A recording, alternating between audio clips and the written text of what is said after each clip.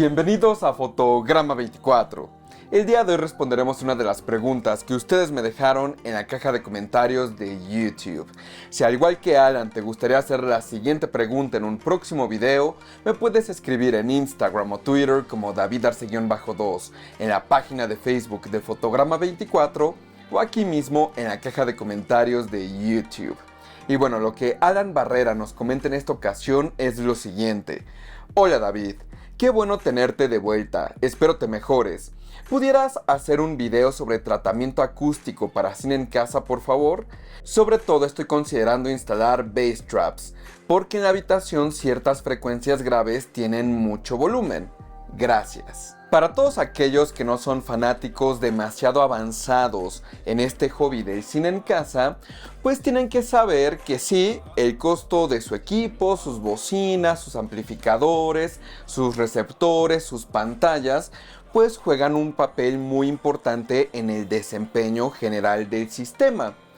Pero algo que mucha gente termina dejando de lado, sobre todo cuando son principiantes, es la parte acústica, la parte del tratamiento acústico de la habitación. Yo diría que muchas veces tiene más efecto hacer un buen tratamiento acústico de una habitación que comprar unas bocinas que cuesten lo doble de las que ya tienes en este momento. Esto podríamos resumirlo de mejor manera diciendo que si tú tienes unas bocinas y sientes que no tienen el mejor sonido posible, te avientes a hacer tratamiento acústico de la habitación para así saber si realmente lo que no te gusta es la bocina como tal o es el efecto que tienen esas bocinas en tu habitación. Si tienes unas bocinas de $5,000, $50,000, pero tu habitación no tiene un buen tratamiento acústico, no se van a desempeñar de la manera en que están diseñadas ni vas a sacarles el mayor provecho. Entonces es muy importante que siempre consideren en sus presupuestos el tratamiento acústico. Ahora, hay ciertas circunstancias donde la estética de la habitación es lo principal sobre el desempeño del sonido.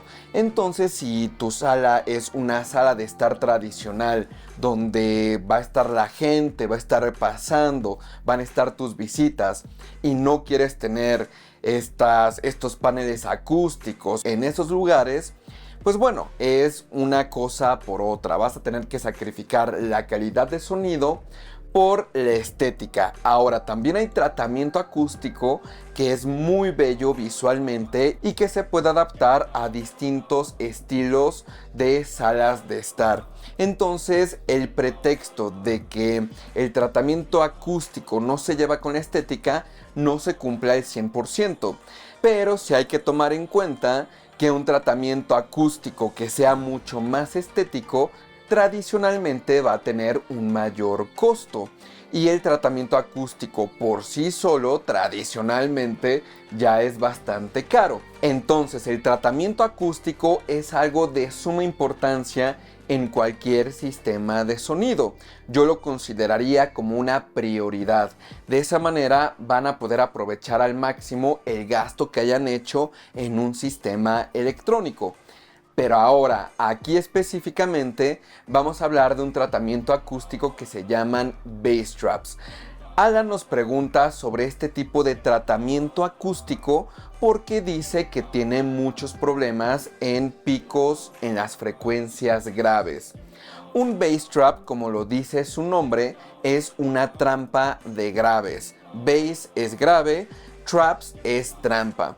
Entonces, un bass trap, su función principal es poder absorber esas frecuencias que son graves o ultra graves. Pero ahora lo que nos dice Alan es que él quiere reducir el volumen de ciertas frecuencias graves y él siente que una de las soluciones más prácticas es adquirir un bass trap. ¿Cuál es mi recomendación acerca de esto? Y esto es importante que todos lo sepan porque si ustedes están pensando en soluciones similares, tienen que saber cuáles son los pros y los contras. Primero, yo diría que si tú tienes un alto volumen en una cierta frecuencia grave, un bass trap no es la mejor solución. ¿Por qué? Porque lo que vas a lograr con el bass trap va a ser convertir esa energía sonora, esas vibraciones en el aire, y convertirlas en calor. Entonces estás desperdiciando potencia de tu subwoofer. Entonces la recomendación principal es no utilizar bass traps específicamente para reducir el volumen de las frecuencias graves o alguna frecuencia en específico. ¿Por qué? Porque vas a seguir utilizando la misma cantidad de potencia de tus subwoofers, pero no lo vas a aprovechar en ningún otro sector de las frecuencias. Mi recomendación es mejor hacer una ecualización paramétrica específicamente para las frecuencias en las que estás teniendo problemas. Como es un recorte de volumen en ciertas frecuencias, no va a haber ningún riesgo con tus subwoofers y al mismo tiempo vas a recuperar un poquito de la potencia de tu subwoofer. Entonces mi recomendación es utilizar algún método de ecualización paramétrica. Por ejemplo, si tu receptor es un Denon o es un Marantz, pues tienes la posibilidad con Multi-EQ de Odyssey a través de la aplicación de bajar las frecuencias graves en cierto rango solamente, y eso te va a ayudar a no utilizar toda la potencia de tus subwoofers y al mismo tiempo vas a resolver tu problema. Yo diría que esa sería la solución ideal, pero eso es específicamente hablando de un volumen mucho más alto, que es lo que nos dice Alan. Yo tengo volumen alto en ciertas frecuencias y lo quiero reducir. Pero ahora, no sé si Alan sea consciente de que estos picos en las frecuencias graves no necesariamente tienen que ser picos. Muchas veces cuando por ejemplo sentimos que el grave no es preciso o que vibra demasiado la habitación, puede ser por un efecto de resonancia. Digamos que esas frecuencias graves, una vez que se reproducen, se quedan colgando en el aire demasiado tiempo, y esto es porque reflejan o se refuerzan en ciertas esquinas de la habitación, o ciertos materiales de la habitación no permiten que el grave sea mucho más preciso, y es en ese caso donde se utilizan los bass traps. Un bass trap se puede utilizar para reducir el tiempo en el que el sonido grave permanece en el aire.